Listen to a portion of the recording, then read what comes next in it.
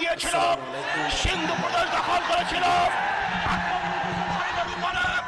আজকে মিয়ানমারে আমার হাজারো মা বোনেরা লাঞ্ছিত হবে, ধর্ষিত হবে, খুন হবে, রক্তপাত হবে। তাদেরকে রক্ষা করার জন্য বাংলাদেশ থেকে মুসলমান যেতে পারবে না, তা সহ্য করা হবে না, বাধা দেওয়া হবে, সহ্য করা হবে না।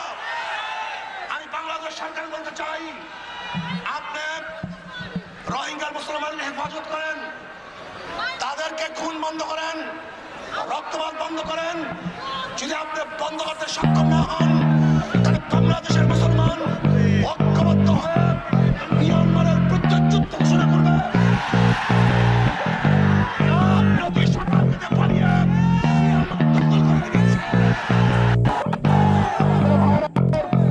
মিয়ানমার সরকার বলেছে রোহিঙ্গারা সে দেশের জনগণ নয়।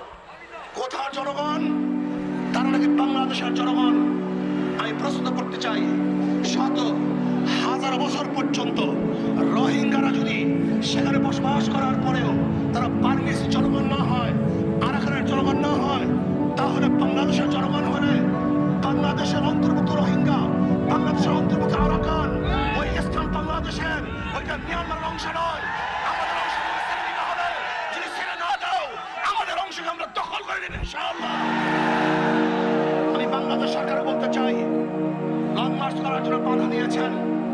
যদি আমার মুসলিম মা বোনদের হত্যা বন্ধ না করা হয়, বাচ্চাদেরকে হত্যা বন্ধ না করা হয়, রক্তপাত বন্ধ না করা হয়, তাদের ধর্ষণকে বন্ধ না করা হয়, তাদের বাড়ি ঘরকে চালানো পড়ানো বন্ধ না করা হয়, তাহলে আমরা সংসদ ভবনের দিকে লং মার্চ করে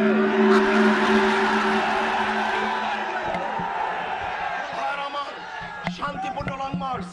আমরা শান্তিপূর্ণতে বিশ্বাসী, আমরা কোনোদিন অশান্তিতে বিশ্বাসী নই। আমাদের আমির শান্তিপূর্ণ লং মার্চের কর্মসূচি ঘোষণা করেছিলেন, কিন্তু আমাদেরকে করতে দেওয়া হয় নাই। আমাদের প্রত্যেকের বুকের মধ্যে জ্বালা যন্ত্রণা সহ্য হয় না। আমরা আমাদের মা বোনদের পাশে দাঁড়াতে পারলাম না, মুসলিম বোনদেরকে হেফাজত করতে পারলাম না, তাদের পাশে দাঁড়াবার জন্য একটি সুযোগ পেলাম না। বাংলাদেশ সরকার আমরা ছেড়ে দিলাম, কিন্তু খবরদার, আপনি যদি রোহিঙ্গার মুসলমানকে হেফাজত করতে না পারেন, তাহলে বাংলাদেশের জনগণ আপনাকে হেফাজত করবে না। আপনি রোহিঙ্গার মুসলমানের রক্তপাত বন্ধ না করেন, খুন ধর্ষণ বন্ধ না করেন, তাহলে বাংলাদেশের জনগণ আপনাকে আইনের আদালতে দাঁড়া করবে, বিচার করবে। কেন আমাদেরকে যেতে দিল না? আমাদের মা বোনদের পাশে কেন দাঁড়াতে দিল না? কাজে আল্লাহ পাকের কাছে আমরা দোয়া করি, মাওলা হে, মাওলা হে। আমরা চেষ্টা করেছিলাম আমাদের ভাইদের পাশে দাঁড়াবার জন্য, আমরা চেষ্টা করেছিলাম